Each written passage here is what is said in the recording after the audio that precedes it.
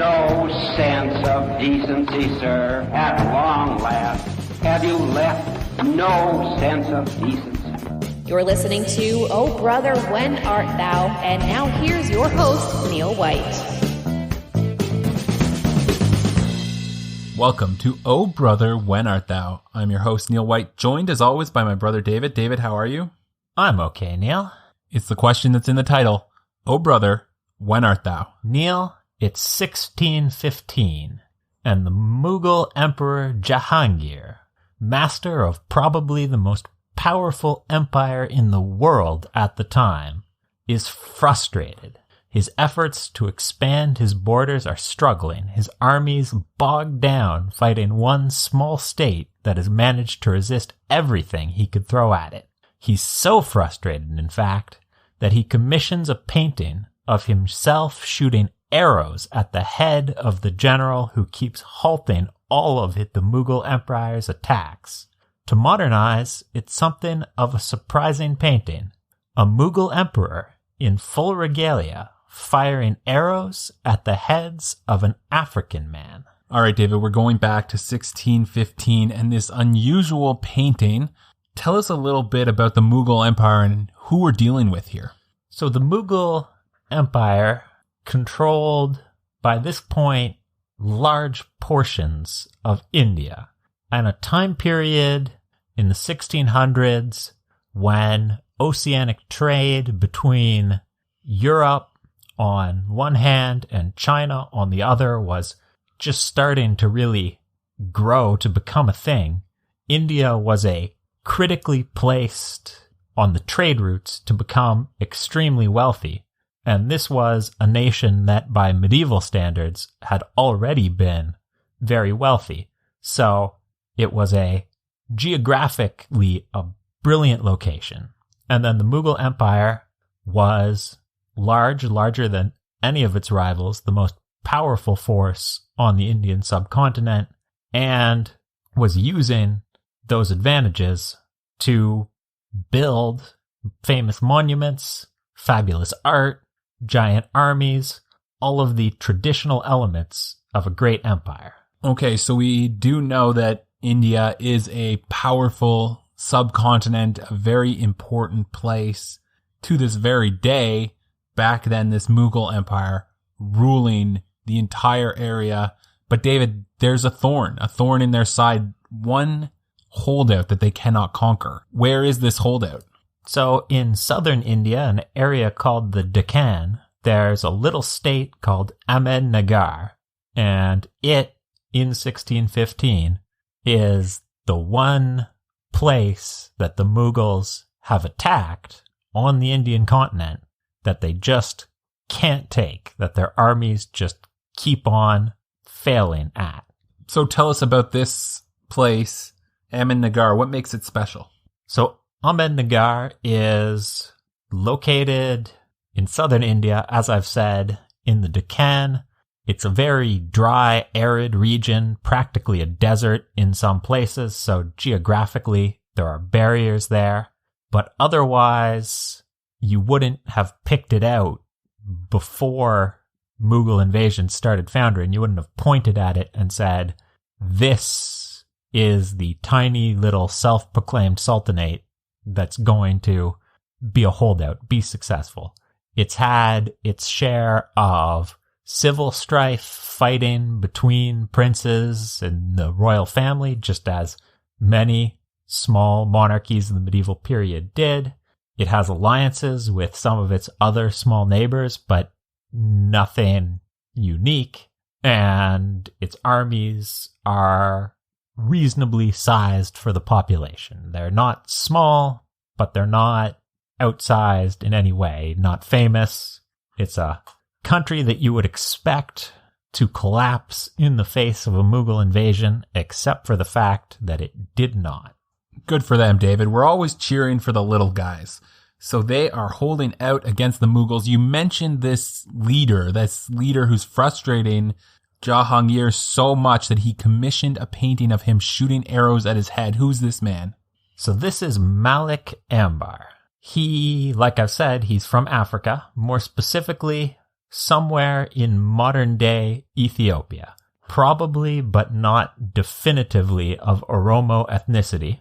His birth name was Chapu, which is the reason why historians believe that's an Oromo name, so he was likely Oromo himself. Obviously, when he was kidnapped from his family and his traditional religion and made a slave as a child, his Islamic enslavers gave him the new name of Malik Ambar, and then he was bought and sold for a bit. He was born in 1548. By 1575, he's been brought all the way from Ethiopia to India, which is a very long way in the mid-1500s to travel at all, but he hasn't been traveling voluntarily. He's been brought as a slave by slave traders, constantly seeking a new market that will be more lucrative than any of the local Arabian ports.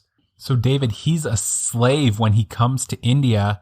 How does he end up becoming so powerful that he can frustrate the Mughal Empire? So in 1575, he reaches India and he's a slave and he's purchased by the little sultanate of Ahmednagar, who are looking for warriors. And apparently Malik Ambar has some training, or maybe he doesn't and he's just physically strong. Either way, he gets hired on to be a soldier, an enslaved soldier still, for Ahmednagar. Sometime in the 1580s, the specific man who had purchased him dies, and in accordance with Indian law and tradition, you don't remain enslaved generationally. When your master dies, you become free. So Malik Ambar becomes free, and with no real professional training, he's not going to become a farmer or something because he doesn't know how to do that. He's been a slave since he was a child, and he's worked as a soldier while he was a slave. So when he becomes free, he decides to become a soldier, but not one working for a government. He's just become free. He wants to work for himself. So he sets himself up as the head of a band of mercenaries. And like I say, that's sometime in the 1580s. We don't know exactly when, but we do know that by 1590, he's commanding the largest mercenary company in Ahmednagar. And there's at least 1,500 cavalry following him, probably more infantry than that. So he's becoming a powerful mercenary leader by 1590. That is incredible, David. He goes from being an enslaved soldier to leading this massive mercenary force. He now is quite powerful just because he has so many men following him, selling their swords. David, is there lots of work for him in the Indian subcontinent at this point? There is a lot. The Mughals are expanding, so there's always somebody looking to hire you to try and protect their little country against the Mughals. There's religious conflict. The Mughals are Muslims, so are many other noble families on the Indian subcontinent, but the majority of the population at this time is Hindi, so there's religious conflicts going on left and right for a slave who maybe doesn't feel very strongly about the Muslim religion one way or another. Lots of work there. And then there's always personal dynastic conflicts, which is what eventually brings him back to working in Ahmednagar full time. There's a dynastic conflict amongst the Nizam Shah family, who are the rulers of Ahmednagar, and following the deaths of the current sultan, a civil war erupts between the heir to the throne, who's a child of only 5 years old, whose regent is his aunt, who's an amazing woman in her own right. Her name is Chand Bibi, and we're not going to be able to do full credit to her story on this podcast, but an amazing woman who's been married outside of the Sultanate as a political marriage. Her husband died. She has to defend herself and escape in the chaos of that mess, gets back to Ahmednagar and becomes regent, but immediately has to fight another faction led by one of the adult male members of the family line who feels that he would do a better job as Shah than this 5-year-old. So there's a civil war, and Malik Ambar gets hired on by Chand Bibi's faction as another element in their military.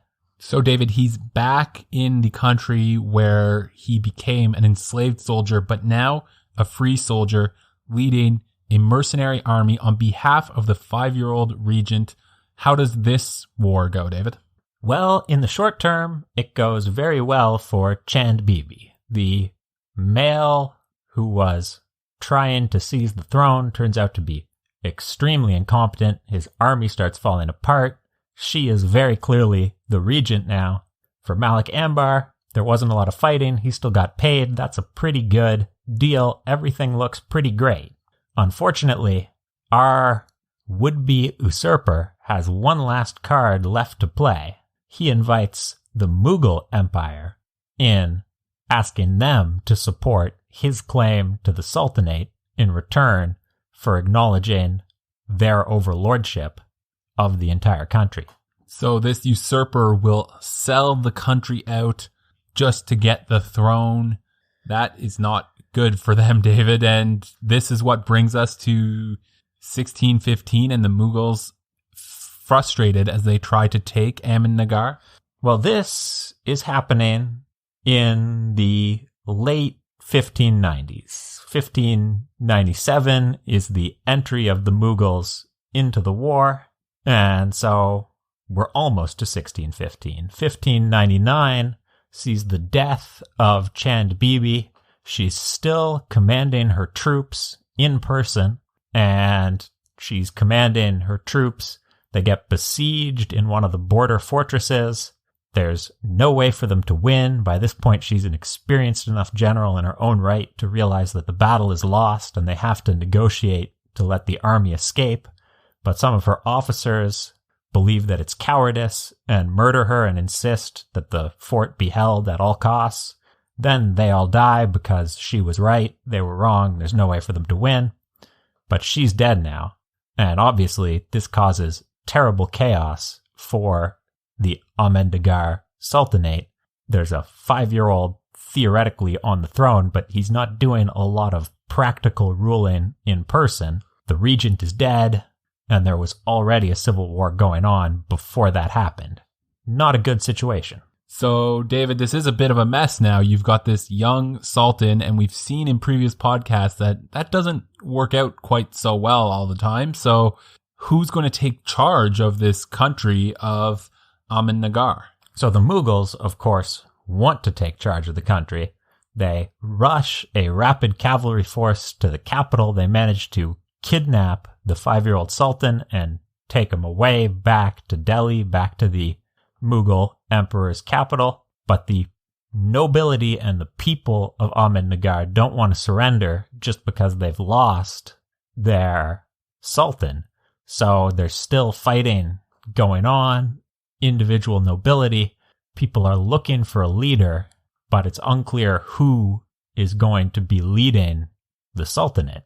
And that's when Malik Ambar steps up with his next big move. He finds a distant relative of the Nizam Shahi family, who's very young, again, a very young potential sultan. He announces he's going to hold a full coronation. This is the new sultan of the Ahmednagar Sultanate, and obviously he, Malik Ambar, will be stepping in to serve as regent until the boy reaches the age of 18. David, from a slave boy himself to ruling this country, holding out against the Mughal Empire, this is a story of tremendous growth and perseverance and just an incredible story, David, an incredible underdog story. He is ruling the country now, but he has this large issue of the Mughal Empire who would very much like to be ruling the country themselves. It's an issue, but Malik Ambar has a few plans that the Mughals don't know about. A big one is the Maratha people. They're one of the peoples who live in the region, the Deccan region, and traditionally They're semi-nomadic and a big emphasis on horse riding, horsemanship in their culture, but they're not traditionally warriors. But Malik Ambar realizes, with their knowledge of the Deccan and its arid regions, combined with their incredible horsemanship skills, he's got the makings of an excellent light cavalry force. All he needs to do is train them in tactics that will make sense to them, not the traditional tactics of the Indian nobility. So he trains them to be a light, fast raiding force that will strike not at the Mughals' front lines, but at their supply lines. And this turns out to be a great success, which starts bogging down the Mughal invasion. Then he follows that up by using his own considerable military skills and the force, the mercenary force that he has, with its extensive training, to win a series of early battles which drive the Mughals out of the Sultanate and practically force Jahangir to accept a temporary truce. What a huge win, David. We know how important supply lines are in a war, so a brilliant strike to use the Marasa to attack as light cavalry the supply lines, and now he is winning this war against this much larger, much more powerful enemy. But how long can he continue to hold out for, David? He's still on the wrong side of the size battle in this battle. So at this point, he's got a truce. There's no ongoing war. And he starts putting his efforts into the running the kingdom as a regent, running the sultanate, I should say. And he's most famous in India today. He built the city he named Kadki and its famous canal system named the Neher to this day. The city itself got renamed Aurangabad, but it's still in existence in India today. And he does another series of public works. He builds a new series of border forts to replace the ones that were lost in Chand Bibi's time. So he's doing a bunch of actually running the country. And that's when an opportunity shows up. Jahangir's not popular in Ahmednagar, obviously, but he's also not popular in his own family. His oldest son has already tried to revolt and seize the throne of the Mughal Empire and failed. Now, one of his younger sons decides it's his turn to raise a rebellion and try and replace Jahangir as the Mughal emperor. And Malik Ambar decides that this is his best opportunity to win the war. So he joins in with this rebellion by this prince, Shah Jahan, and invades Mughal territory. This has turned right around, David. Now he's on the attacking side, taking the fight to the Mughals, and Jahangir is in trouble as his own son rebels against him, supported by this one country that he could never conquer. David, I'm guessing this is going to be a bitter fight, as it's literally father against son. I'm sure there was plenty of bitterness on both sides, but some of the bitterness will soon be Malik Ambar's, because Jahangir and Shah Jahan, his son, actually negotiate an end to the rebellion. Shah Jahan gets increased power and gets officially declared the official heir. The Mughal Empire sort of selects from amongst multiple. Any male heir to the throne can be selected as the direct heir, so that's a slightly different system from the one Europeans are used to. So Shah Jahan gets these major concessions and agrees to end his rebellion, which leaves Ahmednagar, who had allied with him and assisted him, sort of hanging in the wind now that the Mughal civil war is over, but obviously they still have to live next to Jahangir, who is not happy. Perhaps a miscalculation here, David, by Malik Ambar. He saw an opportunity to take out Jahangir, but now he faces an angry Mughal Empire once again reunited. is this going to be enough for the Mughals to wipe out this smaller country that they've been trying to take out but haven't been able to yet, David? Is this newfound anger and, maybe mistrust of them since they supported this rebellion, this civil war within the empire? Is this going to turn the tide for them? So in 1622, the Mughals put together a massive invasion force. They're bitter, they're angry, they're going to crush this frustrating little sultanate once and for all. And Malik Ambar is now an old man. He's not a young man anymore by any reckoning. Still an impressive accomplishment for a man who started as a slave, as a child. He's lived to be an old man through all of these wars and battles, so that's impressive on its own, David. It is. And he rides out to lead his forces, and the Mughal invasion comes, and in the initial battle of the campaign, he cleverly destroys one of the dams in the famous water system that he had built, which in turn floods an area which stalls the Mughal advance, which lets him use his famous Maratha cavalry once again to strike the supply lines, and everything is going wrong for the Mughal invasion at that point. Brilliant work, David, by the underdog, Malik Ambar, using once again his own knowledge of the region, the Maratha, his dam, to stall the Mughal Empire. And it's a critical victory because the Mughal are still too strong. Even though he's beaten this one army, there's more armies. They keep attacking. For the first time, Malik Ambar starts to lose battles because he's just too outnumbered, but he's still keeping up his light raiding tactics. He starts to adopt guerrilla tactics as he retreats. This is very costly for the Mughals. They're winning, but it's very costly.